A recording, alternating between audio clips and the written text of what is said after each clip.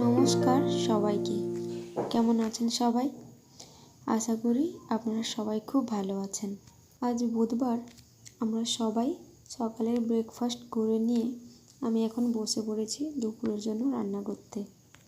আজ একটু শুক্তো বানাবো, তাই সবজিগুলোকে আগেই কেটে নিয়েছি।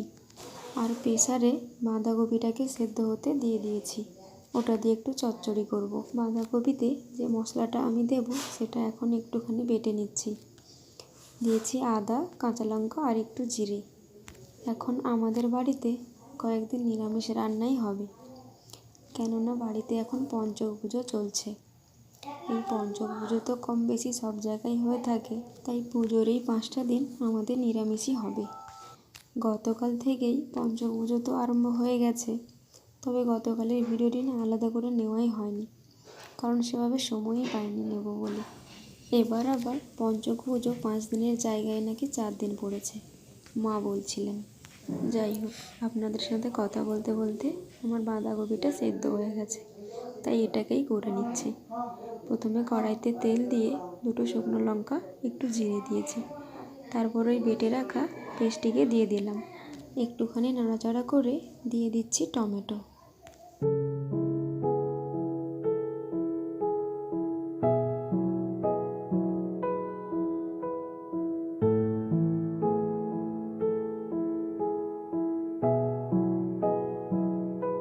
টমেটোগুলো কিছুটা গলে এসেছে, এবার দিয়ে দিচ্ছি কাশ্মীরি লঙ্কার গুঁড়ো। এটাকে আমি জলে গুলিয়েই দিলাম।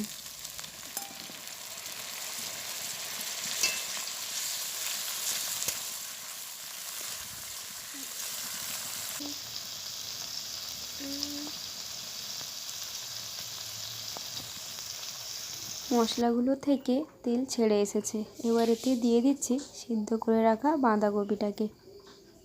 এবার এটাকে ভালোভাবে নাড়াচাড়া করে মিনিট 10 মতন কষিয়ে নেব।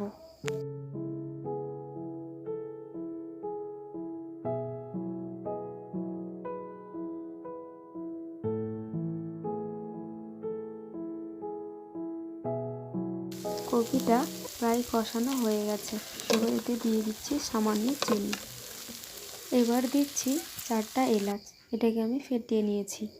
এলাচটাকে সাধারণত আমি তেলেই দিয়ে থাকি, তবে আজ যেহেতু দিইনি তাই এখন দিলাম। ব্যাস, এবার এটা হয়ে গেছে, নামিয়ে নেব। এবার শুক্তো রান্নার জন্য গরম জলে আমি সবজিগুলোকে দিয়ে দিচ্ছি। বেগুনটাই শুধু দিচ্ছি না, কারণ ওটা এখন থেকে দিয়ে দিলে গলে যাবে। সবজিগুলো দিতে গিয়ে দেখি একটা টমেটোর টুকরো পড়ে আছে।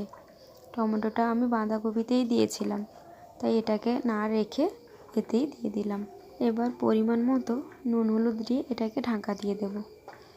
এটা সিদ্ধ হতে থাকুক, ততক্ষণে আমি খেসারির ডাল একটু ভিজিয়েছিলাম, ওটাকে যাচ্ছি মিক্সিতে একটু পেস্ট করে আনবো। জানেন তো, আমাদের এখানে পঞ্চক পুজোর শেষের দিনে মহোৎসব হয়। একটা নির্দিষ্ট জায়গাতেই হতো, তবে সবাই আলোচনা করে বললেন এই বছরটা আমাদের বাড়িতে করতে, তাই আমাদের বাড়িতেই হবে। আর ওই জন্য আমি ঠাকুমাকে ডেকে পাঠিয়েছি আমাদের এখানে আসতে। আসলে অনেক দিন হলোই আমি ঠাকুমাকে বলছিলাম আমাদের বাড়িতে আসার জন্য, কিন্তু ঠাকুমা না আসতে চাইছিলেন না, তাই আজ অনেক করে বলায় উনি আসতে রাজি হয়েছেন। ঠাকুমা এখনও আসেননি, সম্ভবত বিকেলে আসার কথা আছে। বাবাই এসে ছেড়ে দিয়ে যাবেন। খেসারির ডাল পেস্ট করা হয়ে গেছে, চলুন এবার শুক্তোর মধ্যে বেগুনটা দিয়ে দিই।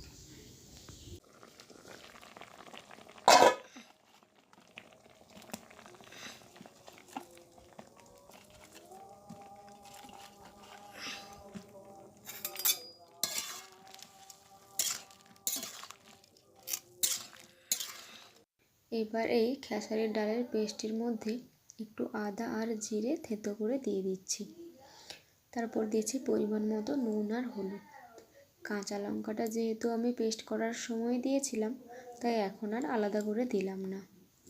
শুক্তোর জন্য সবজিগুলো সেদ্ধ হয়ে গেছে, এবার কড়াইতে খেসারির ডালের বড়াটাকে একে একে করে ভেজে নেব।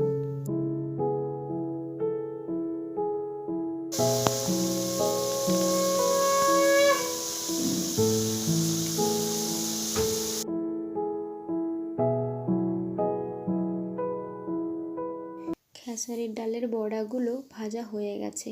এবার শুক্তোর জন্য উচ্ছেগুলোকে একটু ভেজে নিচ্ছি। বড়িগুলোকে আমি আগেই ভেজে নিয়েছিলাম।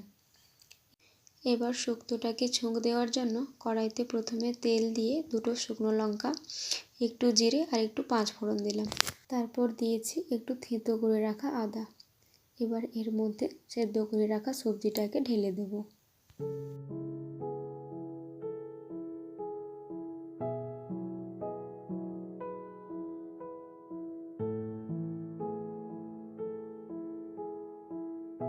তারপর পরিমাণ মতো জল দিয়ে ফুট উঠে যেতেই দিয়ে দিলাম ভেজে রাখা উচ্ছে আর বড়িগুলোকে।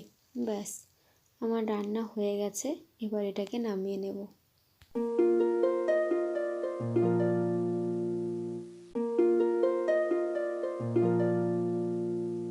আজ দুপুরে লাঞ্চের জন্য করলাম খেসারির ডালের বড়া, বাঁধাকপির চচ্চড়ি, শুক্তো আর চাটনি। চাটনিটা আমি করিনি, ওটা জেঠিমাদের বাড়িতে হয়েছিল, দিয়ে গেছেন। চলুন আমরা এবার খেতে বসি। আজ তাহলে ভিডিওটা এখানেই শেষ করছি। সবাই ভালো থাকবেন, সুস্থ থাকবেন।